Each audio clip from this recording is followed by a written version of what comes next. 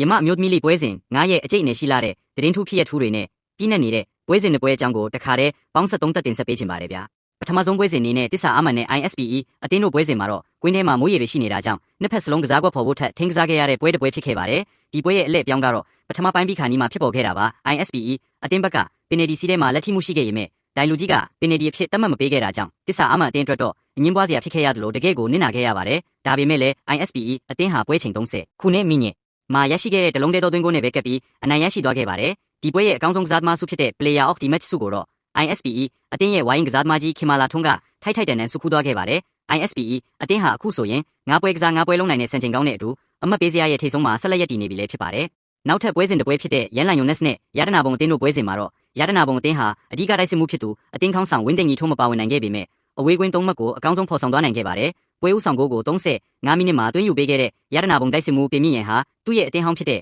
ရန်လန်ယွန်နက်စ်အတင်းဘက်ကိုဂိုးသွင်းယူခဲ့တာဖြစ်လို့လေးစားမှုပေးတဲ့အနေနဲ့ဂိုးသွင်းပြီးနောက်အောင်ပွဲခံခြင်းမပြုလုပ်ခဲ့တာကလည်းလေးစားစရာမြင်ကွင်းတစ်ခုဖြစ်ရပါတယ်ရတနာဘုံအတင်းကပွဲချိန်မိနစ်ခုနှစ်မှာဒုတိယဂိုးထပ်မံရရှိခဲ့ပြီးအဲ့ဒီဂိုးကိုသွင်းယူပေးခဲ့တဲ့နင်းစန်တာဝင်းကပဲအတင်းအတွက်ခြေစွမ်းပြရင်ဒီပွဲရဲ့အကောင်းဆုံးကစားသမားဆုဖြစ်တဲ့ Player of the Match ဆုကိုပါထိုက်တန်ဆုခူးသွားခဲ့ပါတယ်ဒါပေမဲ့လည်းလူငယ်ခြေတက်တွေဆူဆီးထားတဲ့ရန်လန်ယွန်နက်စ်အတင်းကလည်းဇွဲမလျှော့ပဲပြန်လည်ဖိအားပေးခဲ့ပါတယ်ပွဲချိန်83မိနစ်မှာခြေပါဂိုးသွင်းယူပေးခဲ့တဲ့ရန်လန်ယွန်နက်စ်အတင်းရဲ့တိုက်စစ်မှုရှင်းတန်းဖြူစင်ပြုံးဟာဆိုရင်ယခုနှစ်ဝမ်မန်လီမှာစုပေါင်းခုနှစ်ဂိုးထိသွင်းယူထားနိုင်ပြီးဂိုးသွင်းအများဆုံးစရင်မှာခြေစွမ်းပြထိပ်ဆုံးကနေဥဆောင်နေပါတယ်ပွဲပြီးမှာတော့ရတနာဘုံအတင်းကနှစ်ဂိုးတဂိုးနဲ့အနိုင်ရရှိသွားခဲ့ပါတယ်ခြုံငုံပြောရရင်တော့ ISPE အတင်းကတော့အငင်းပွားဖွယ်ရာတွေကြားက9ပွဲဆက်နိုင်ပွဲနဲ့ဇယားထိပ်မှာဗိုလ်ဆွဲနေစေဖြစ်ပြီးရတနာဘုံအတင်းကတော့အတင်းခေါင်းဆောင်မပါဝင်နိုင်တဲ့ကြားကအတွေ့အကြုံရင့်ကျက်မှုနဲ့အတူနိုင်ပွဲကိုအရယူသွားနိုင်ခဲ့တာကြောင့်ပရိသတ်တွေအတွက်တကယ့်ကိုရင်ခုန်စိတ်လှုပ်ရှားစရာရက်တပတ်ဖြစ်ခဲ့ရပါတယ်ဗျာ